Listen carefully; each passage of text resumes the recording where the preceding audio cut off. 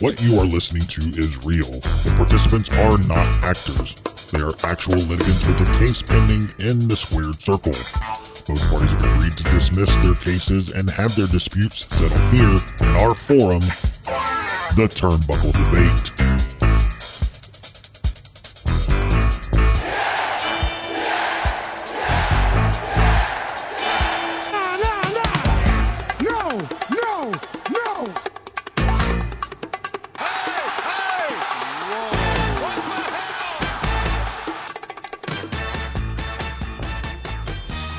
Hey everyone, welcome back to the Turnbuckle Debate. My name is Sneed. I'm Chad. And I'm Tom, the staple of the Turnbuckle Debate, the OG Fig Kid.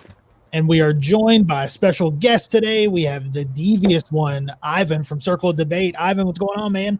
What's going on, brother? How are you guys? Thank you for having me on the show. It's an honor. And I've been watching the rest of the debates you guys have been having with obviously the other League of Extraordinary podcasts with Jonah and now with Anthony. So I'm honored to be here. Thank you so much for the invite. Awesome, man. We're glad to have you on, and happy belated birthday, too. Thank you. Thank you very much. It was a long vacation week, so yeah, that's why my voice is pretty much gone. That's what birthdays are for, man. Yeah, definitely. So tell everybody a little bit about Circle of Debate, Ivan. Well, Circle of Debate is we do weekly episodes every Friday. We do it around either 7:30 Pacific Standard Time in the morning, come out 10:30 Eastern. And Sundays we do top five. We have like a spin a wheel that choose our top five that we pick. It could be top five TNA matches or top five, worst gimmicks, just random top fives that we do. And also, obviously, we do have a lot of featured guests in the show, and also a lot of interviews that we've done more with the local independent wrestling circuit, and try to put them up there as much as possible and debate. So that's the reason why it's called Circle Debate, because we debate about what's going on in the pro wrestling world. We love a good debate, man. Yeah, that's awesome. Right in. That's true. Well, awesome, man. Well, I know you've watched the show before, but for anybody that hasn't listened, what we're going to do, we have 3 topics. You brought a topic to the table. We have 2 other topics, and we're going to do usually about 10 to 12 minutes, maybe a little bit more, and just everybody give their opinion. Awesome. Let's do it. Let's do it. Hey, you guys ready to go? Yeah. All right, so we'll get into it. The first topic of the evening. What is more important, in-ring work or mic skills? Man, that's such a good age-old question. You need them both. Any wrestler who's ever really been over has had both. You got to be able to talk. You do. You have to have both, but also in this debate, you got to pick one. All right, I'm gonna go with the mic skills because 2 perfect examples are Stone Cold Steve Austin and Hulk Hogan. They were very good technical wrestlers before they became Hulkamania and Stone Cold. But once they got over on the mic, their styles changed because they didn't need to do all that work anymore. They just were about kicking ass and the big boot or the Thez press and whatever each one did. They weren't the same as they were before. It's the mic work that really pushed them to the next level. I think mic work is the most important thing. I think you have to have mic work more so than the in-ring work, because for me, there's so many people that have the good in-ring work, and if you can't sell me on yourself, if you can't make me buy into your character and I'm not invested in you, if you can't hook me, I don't care about your in-ring work. I agree. I definitely agree 100% because it's not about the in-ring skills. It's how you sell the mic. It's how you got the fans intrigued, as we're seeing right now. With Eddie Kingston. We've seen it. Prior before with Cena. We've seen it. Even with Eli Drake, we've seen it with him during his NWA tenure, and now in WWE NXT, he's doing a phenomenal job. And just the mic skills itself is where us as fans get more intrigued. I don't care about no technicality, high flying move, or in any spot at all. What matters is how you're telling that story. But with the mic skills, that's the most important thing. That it should be a number one thing for all performers, which is why if you notice that with the Performance Center, they focus more on their promos and barely even, focusing on the technicality in the ring. And other promotions, like for example AEW, they still have to develop that still. As you notice, they really don't have storytelling lines or the greatest promos in the world. But they're working little by little, on it. Now that I have, having Paul White, Mark Henry there, like former WWE veterans that knows how that works, can give them that knowledge and helping them with the promos. And it goes for, all across any promotion. Yeah, I think it really depends on what we're talking about. When you're picking one out, it's like, if you want to be the top guy in the company, if you want to be the champ, you want to sell the T-shirts, you got to have mic skills.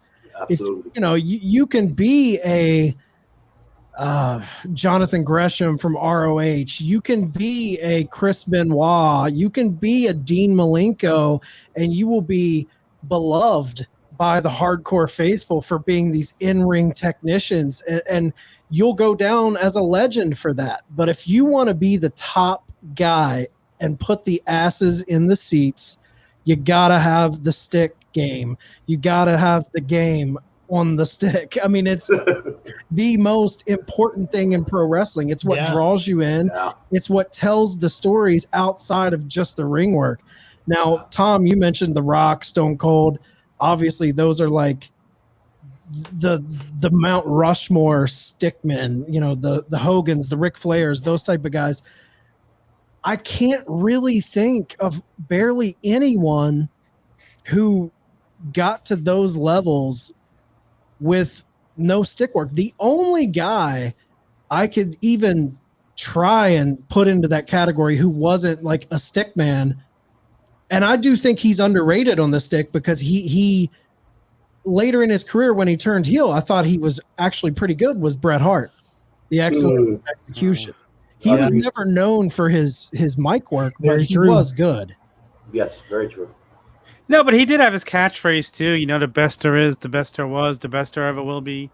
So I mean, was he the best on the mic? No, but he was good. He had that catchphrase, and he was able to hold his own.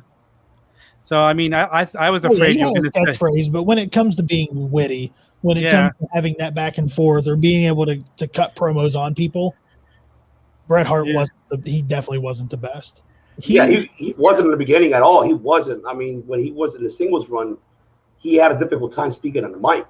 And throughout the time, I mean, he developed it. But I think by far, my opinion, the best one was when he went heel.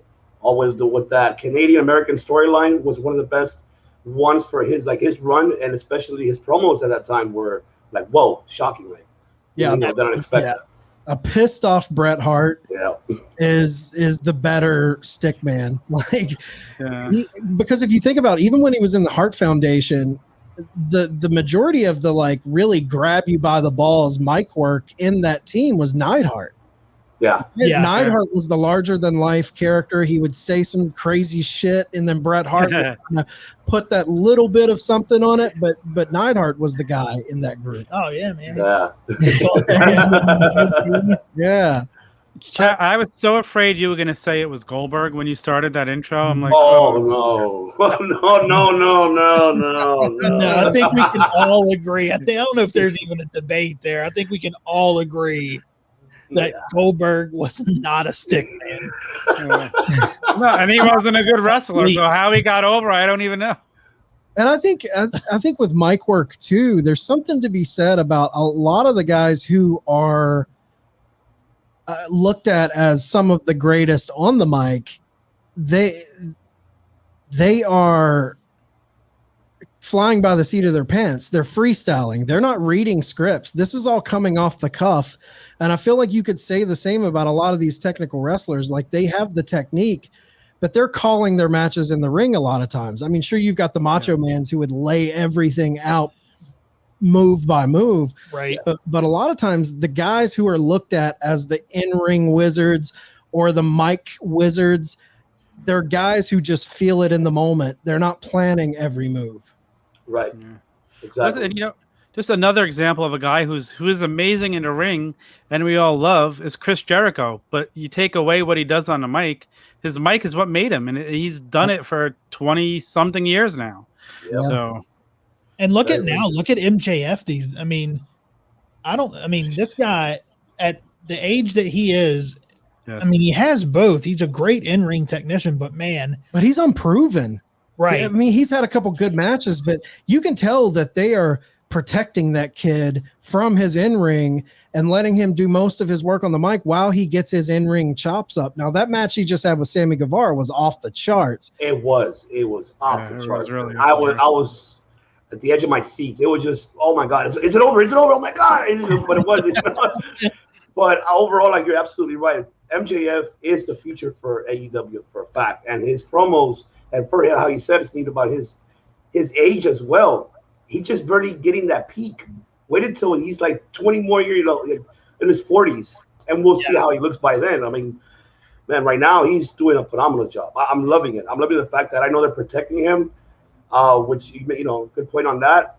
But I'm hoping that at least within the next year or so, we will see him as AEW World Champ. But I don't. Right now, for me, honestly, it's too soon. I think continue to develop it. Get a better, I'm hoping this ends with Inner Circle and move forward. And that's what we need to see. So, and it's so rare. Like, he's such a rare talent because it's so rare when you see someone. Usually mic skills are something you develop over time. Yeah. And this is a kid who's like, his mic skills are ahead of his in-ring skills. It's so rare that you see that. Typically, that's not the case. Yeah. Listen, this is a huge compliment, but MJF reminds me of a young Roddy Piper. He sells it. He is who he is. He wants to be hated, and nobody does it better than him right now. Man, I want to mark this down because I feel like just a few months ago, Tom hated MJF. I did. He has won me over. Like, his mic work, he's only gotten better. Like, he's really won me over. So, because I remember Tom just completely shitting all over him. And I called him a dollar store version of the Miz. I take it back. I apologize. And that's a testament to what is better, mic work or in-ring work, because his mic work changed your mind, not even his matches. Yeah. And look who else is doing, how you said, Tom, MJF won you over. Who won me over now is Roman Reigns. I was never a fan of Roman Reigns. Same. Not. But I'm loving the fact that they're doing this heel character. I love it. And it's won me over. And I'm glad by him taking the knowledge from Paul Heyman, who was another great promoter and a great advocate, knows how to, give you promo lines or say a different line, use this, and then just make it an instant with no script. And that's how Roman is taking it right now and still developing. Like, it's taking a while, but That's a great point, Ivan, because I was in that fan base that when they were trying to shove Roman down our throats pre-pandemic, I was like, enough of this guy. And when they finally let him change his complete package, his promos right now, I pump the brakes at comparing him to this guy, but there's something to the way he delivers these quiet promos that just makes me think of Jake Roberts. He's not raising his voice. He's quiet. It's very like calculated, and I love it. Absolutely. It's scarier in a way. And I swear there was an Instagram live video he did last year after WrestleMania where he did it in this tone, and I wonder if that's where this character came from, because he was just went on because he was hearing all the feedback online. He dropped out of WrestleMania, and he was just walking in his neighborhood, and he's going into the phone. He's just walking. He goes, "You guys don't know what's going on in my life. You don't know why I backed out. So you don't it was exactly what this character turned out to be. So I don't know if Vince saw it and said, we need to run with that. That works." Well, you know why his move is the spear, right? Right. Why? His move's the spear because it's a forced push. All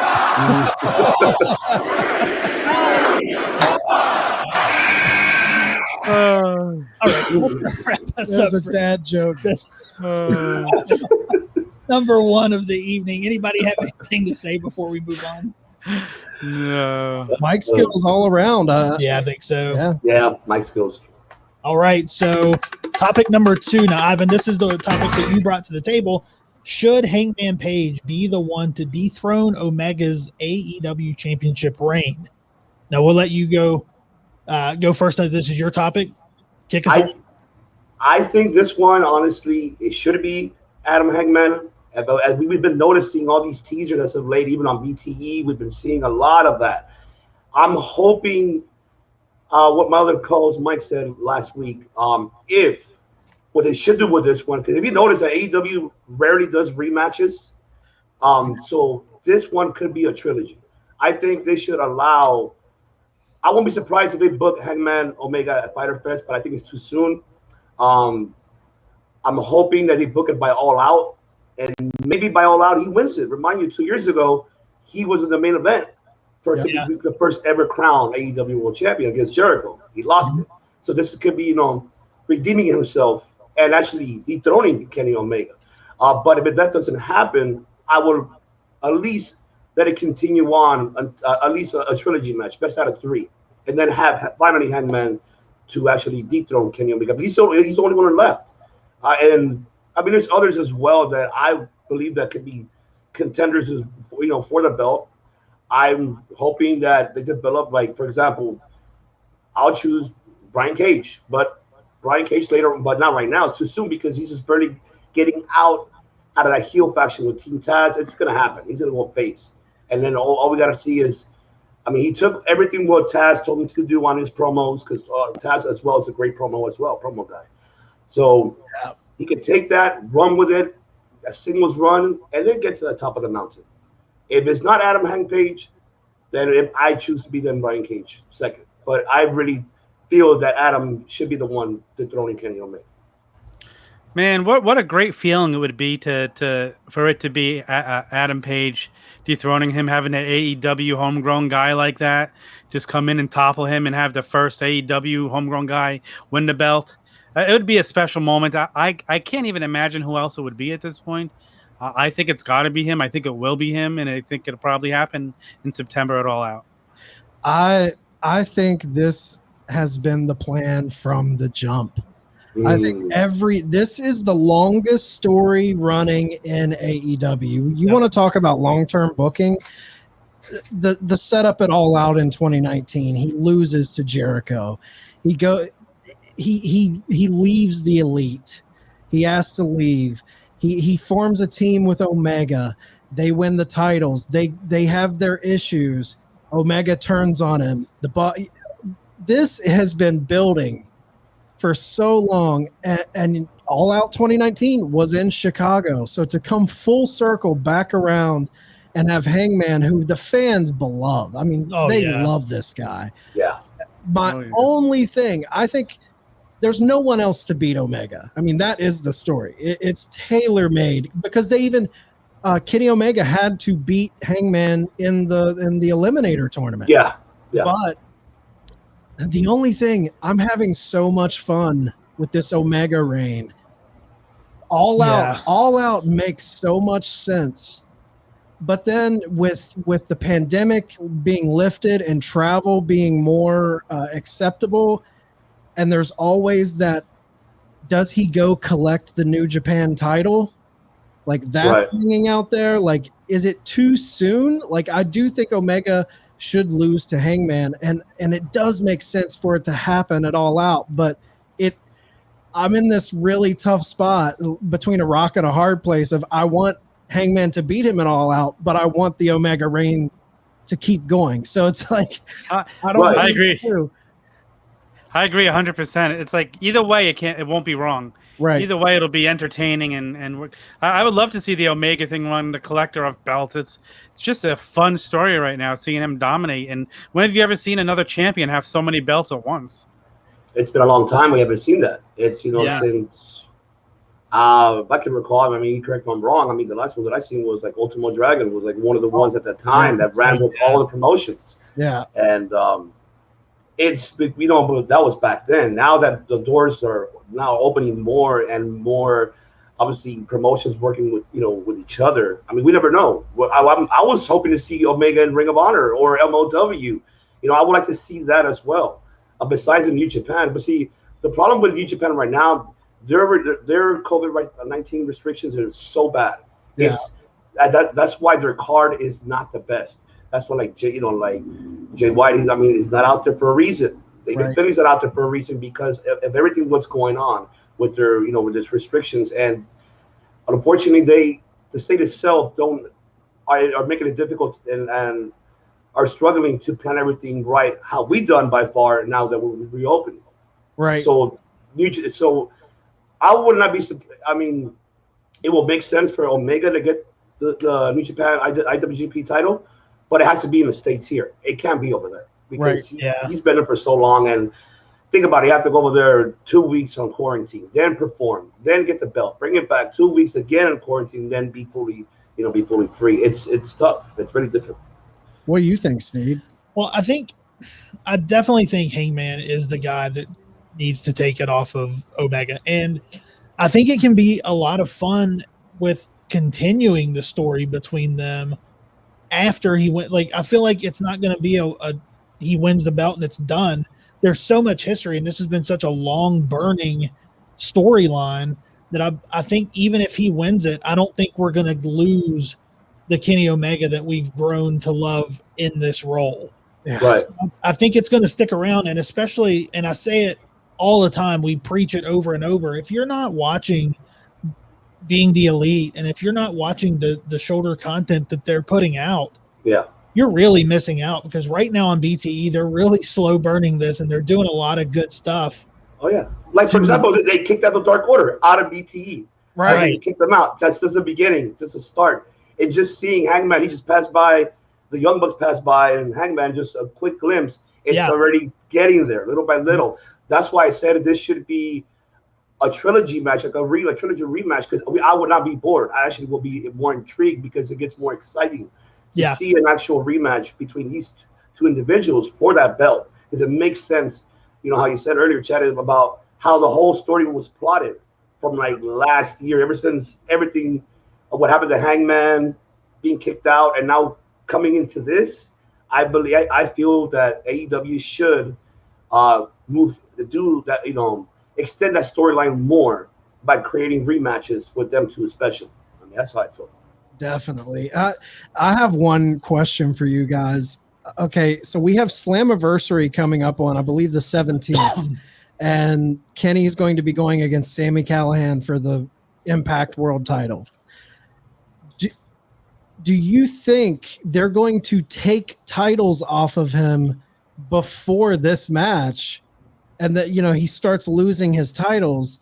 Or do you think you have to keep all of those belts on him for it to really matter when he loses the AEW title to Hangman? Because me personally, I think that has to be the first belt he loses to me. Yeah, it has to be that way. It has to be, and then everything cascades from that. He can't go into the match with Hangman without looking weak, like he's lost belts. He has to go in with all the titles, carrying them to the ring. Oh, I agree, definitely. He has to come out with all the belts around him, because if he loses a belt, then it's going to be like, all right, man, I'm defeated coming in here. You're getting me at my, not my worst, but definitely not my best. We want him at full power coming into that Hangman match. Right. Yeah, I agree. Yeah. And like when he loses it, it's just going to cause a ripple effect, and probably within a month he loses them all. And then we have the story of him going off the deep end. Exactly. It'll be awesome. So. Like him spinning out, like it's crazy. Like he's becoming unhinged with Don Callis and starts losing titles and losing his mind. It could be a lot of fun. Yes. Oh, yeah. Exactly. And it could even turn out, if he goes so unhinged, I mean, that could be what brings him and Hangman back together. True. Yeah. The whole elite together, maybe. You know? We can get an elite reunion down the road. Yeah. So I think there's a lot. I mean, there's so many different ways, and that's what I love about AEW storytelling, man.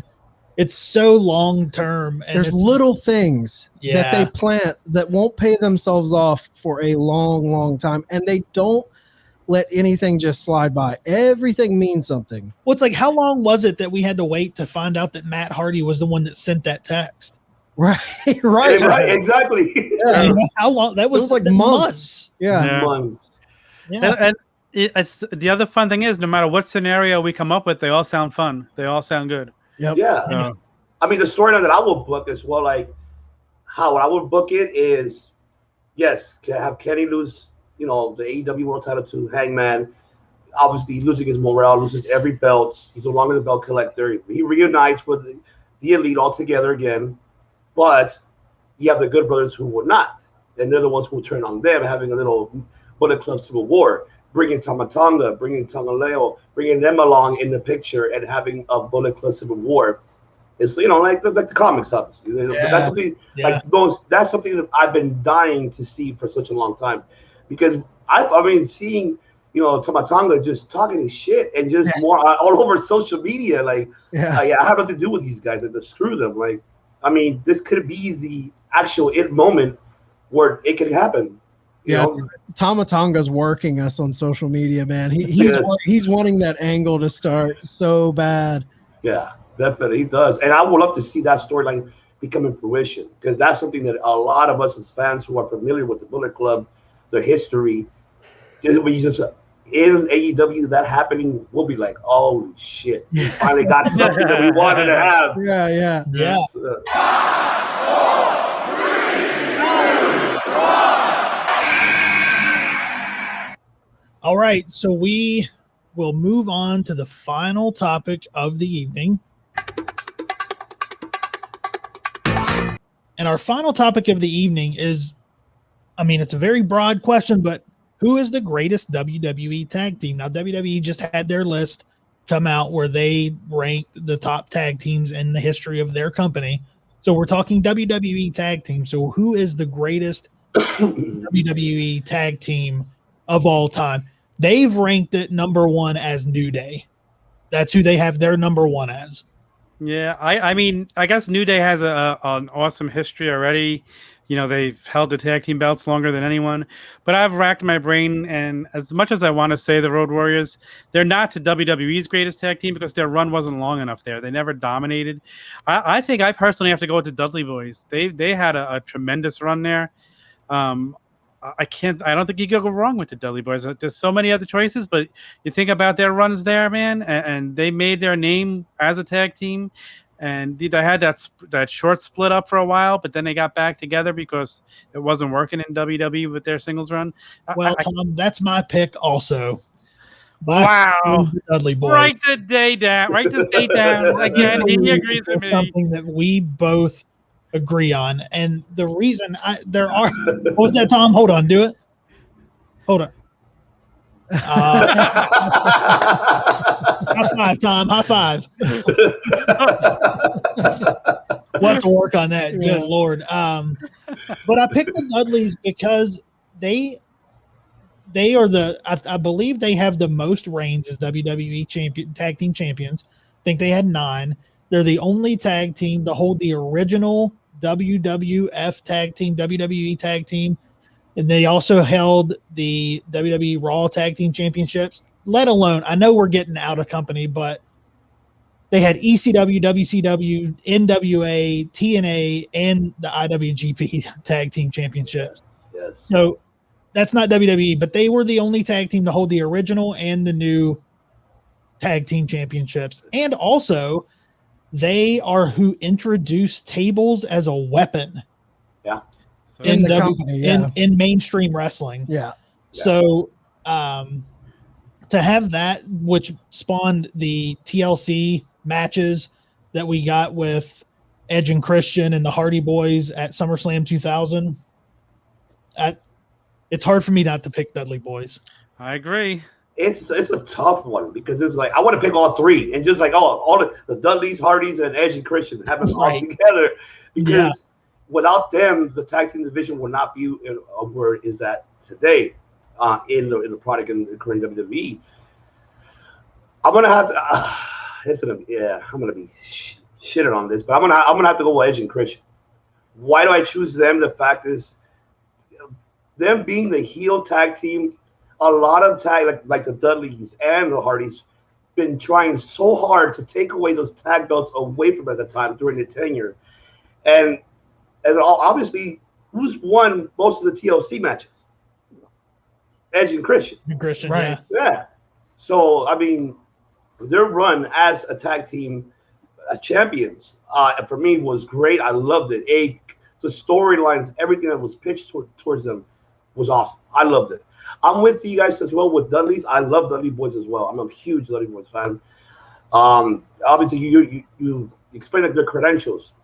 I'm not knocking you on that. It's just when it comes to WWE, I would have to go with Edge and Christian. As much as I love the Hardys, but the problem is the Hardys at that time, their charisma was not there yet compared to Edge and Christian's, gimmicks already. They're funny gimmicks, the 5-second pose, just clowning everyone else in the roster at that time during the Attitude Era.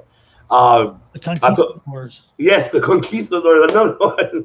Exactly, they're my favorite one right there. So that's why I choose Edge and Christian. They should be the #1 tag team. I respect New Days for it, because obviously they brought back the Freebird rule and then them being a trio. So it's great to see that they brought that back.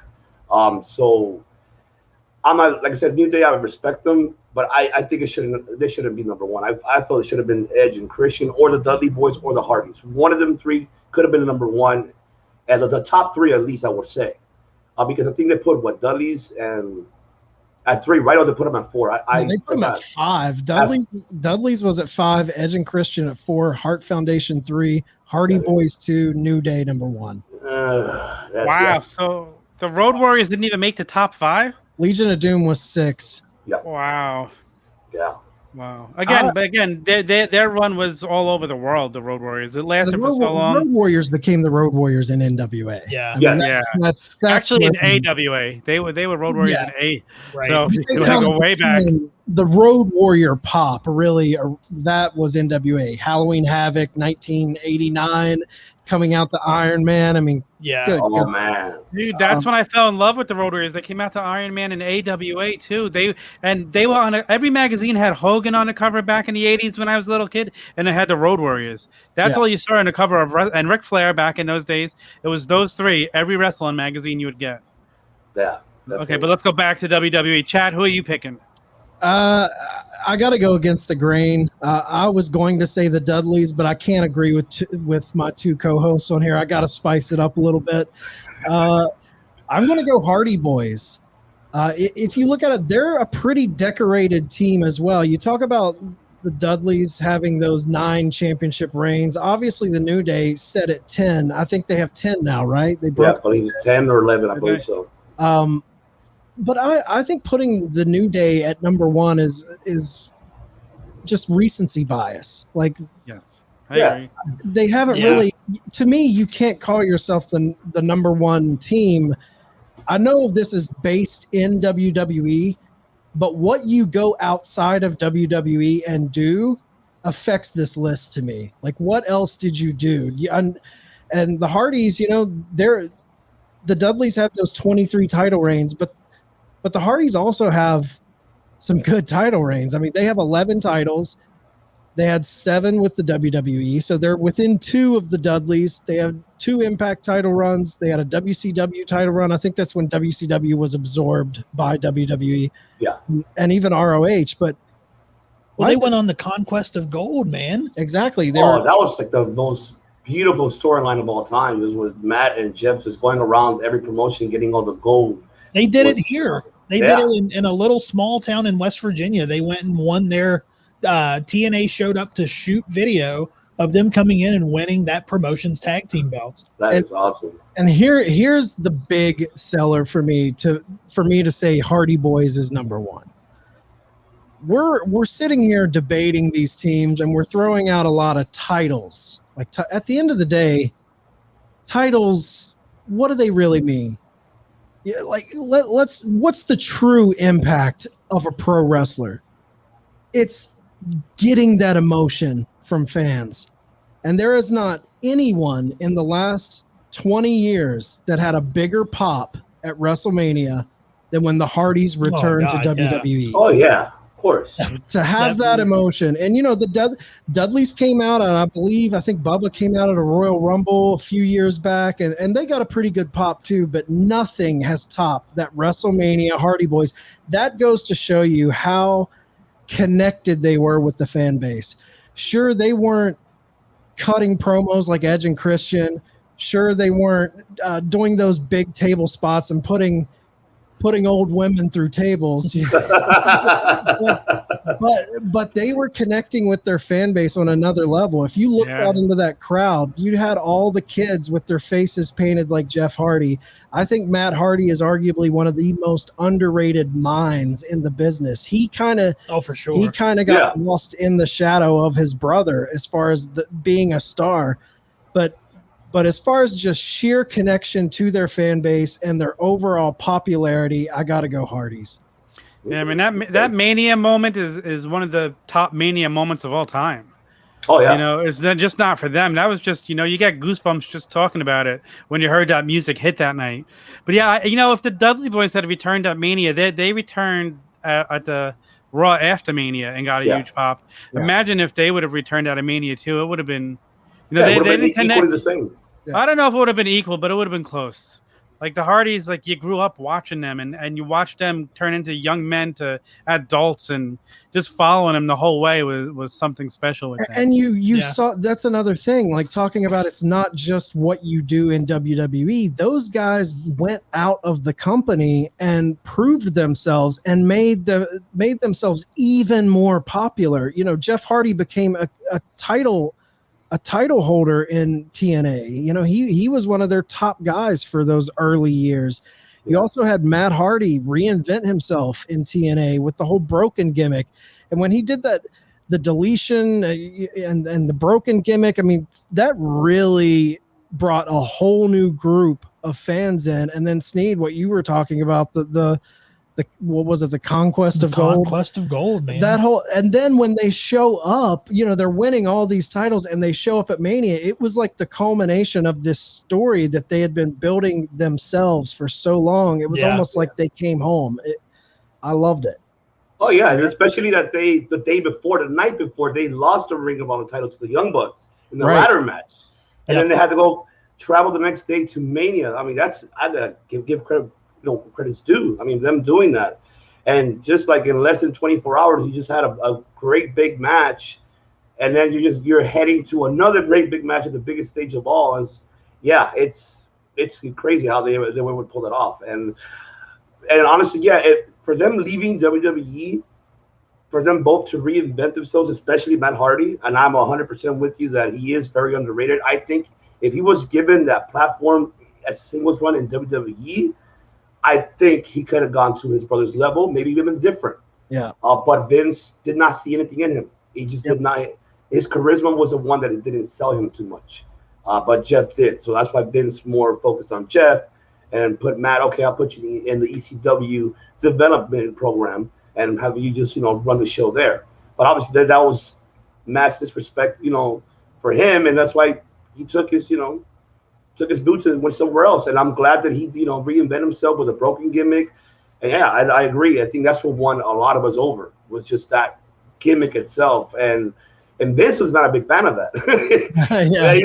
And you see how long it took him to allow Matt Hardy to do it when they returned. And it was a watered down version of it. Yeah, it was a disappointment. I just didn't like it. I love Out of Habit, though, at Mania when Matt's coming down the ramp. He's still doing it. Yeah. And the crowd was chanting delete, so the whole stadium everybody knew what was going on. So I want to talk about something you just said, Ivan, and it made me think about Vince. I think a major flaw in Vince, and I know he's the genius. He's given us so many great memories, but I think one of his major flaws is he never sees anything in both tag team guys. He never does. He always favors one member over the other. Now, sure, the other guy might have a good career. Christian had a good career, but he never had the Edge career. Yeah. Shawn Michaels, Marty Jannetty. Yeah, there's so many. Jim Neidhart, Bret Hart. Every tag team, there's that guy that Vince gets, and the other guy usually falls by the wayside. I think that's a flaw, man, because he has misused a lot of guys that if he would have tried to build both in separate but equal ways, he could have maybe had a few bigger stars out of certain people. I agree 100%. I just don't understand that man's mind of why does he do that, and that's why he could tell that even right now in the current roster is who's there nowadays? Like, there's not enough tag teams, and it's a shame that there's no more tag team divisions on both brands, even for the women's. So what's the point of NXT creating their own, which they could have just brought those tag titles home, or have, defended all three brands? They should have continued doing that. I don't know why they never went with that. And I mean, we saw with all the major cuts. Like I said, those WWE women's tag team titles, and no disrespect to Nia and Shayna, but they don't mean nothing anymore. I mean, you just let go of Ruby Riott and Liv Morgan's best friend, who were a tag team, but now you're gonna pair up with who? Who else are you gonna pair up with? Yeah. Well, one thing I think we're missing too in WWE is one half of the word that we're debating, and that's team, because I feel like we don't have teams. We have two people thrown together in a group. It's not a tag team. Everybody that we've mentioned, Hardy Boys, Dudley Boys, Edge and Christian, I mean, they all have a story and a background. Anymore, it's just two guys thrown together, and because even Edge and Christian was the Brood, right? Essentially, when they first started, and they're best friends, and it's I feel like we don't in WWE, we don't have any. I mean, besides New Day, I don't know. It just doesn't seem like the last time. I mean, even what you were talking about, Chad, Otis and in Heavy Machinery, Otis is the guy that's getting the push, and so Tucker gets shit canned. Tucker's gone. You got Mason T-Bar. Oh God. Oh God. Oh jeez. I will say, like, I know I brought up that Vince doesn't care about one tag team guy and he'll push the other, but the glaring exception to the rule is the number one tag team that they ranked, the New Day. I feel like he hasn't chosen anyone specifically. I guess you could say Big E a little bit, but they haven't really pulled the trigger on that yet. And I feel like Xavier Woods, man, that guy, they better re-sign him, because if Xavier Woods goes to any other company, he could be a major, major star. I think he's the underused guy of the three. I agree. I said it last night on the Raw recap show. Xavier, in my opinion, is about to get a monster heel push. He's going to cost Kofi the title at the pay-per-view. And he's going to come out and he's going to cut an epic promo about being the forgotten one in New Day, and I look forward to it. And really, like I said, Kofi was champion already. So, I mean, this is actually a tag team that we could see three guys become stars out of one team. Yeah. So, I mean, who knows if that storyline does happen? Because they were talking about rumors in your window with the upcoming draft that they were going to have Big E to come back and reunite the New Day, because obviously they noticed that it was a bad idea spreading them in the first place. I mean, Big E's run on SmackDown wasn't the greatest, unfortunately, not even right now, currently. I mean, you're not booking him against Roman Reigns, which we all thought that was going to happen. But they went with Cesaro, and which I was happy for Cesaro that he got his chance. But Big E is the one that we all been, like how you said, he needs that big push, and so is Xavier. Xavier's another one. I'm waiting for him to, either win a mid-card title, win the IC or a US. He can run very well with that title, and he can make it prestige. And also he could later on, how you said, Tom, if that does happen, him turning on Kofi, it's going to be the worst day for the New Day, because you're splitting them up, and it's going to hurt. It's going to hurt everyone, and all the fans who are a fan of New Day. It's going to hurt them very, very bad. We need that hurt. We need that. They've been doing this for too long. It's kind of getting, to me, it's passe. It's stale. Shake it up. Hurt our feelings, New Day, please. Yeah. As a matter of fact, I mean, if that's the case, they allow it to happen, because those Raw ratings, they need to 3 hours. Yeah. I can't be there for 3 hours and watch it. I'm sorry. No. I can't do it. No.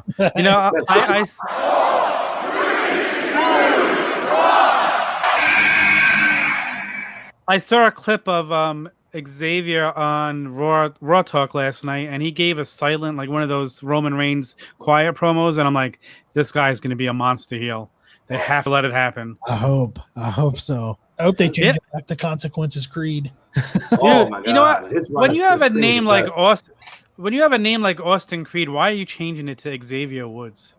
Right? His shoot name is cool. Is better. Yeah, 100%. Yeah, definitely. All right, guys. Well, that's going to wrap us up. Ivan, tell everybody where they can find the Circle of Debate.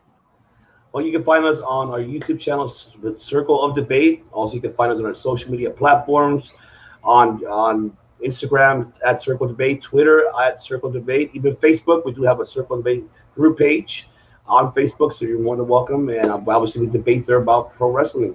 And catch us every Fridays and every Sundays. Fridays are weekly shows, which is 7:30 a.m. Pacific Standard Time, 10:30 Eastern Time, and Sundays are our top 5. And you guys do some MMA stuff too, right? Absolutely. We do MMA as well. So what we're doing as well is we're, besides sticking with pro wrestling, also, we have 3 other hosts. They love, music, mixed martial arts. So obviously to expand the content. So we normally do MMAs when it comes to like big upcoming UFC episodes. So we'll take them out here and there with MMA. Our other co-host Chris Kennedy just getting back into the to the band scene now that COVID's freedom here in California is already uplifted, and he's been on my birthday went to go see him perform.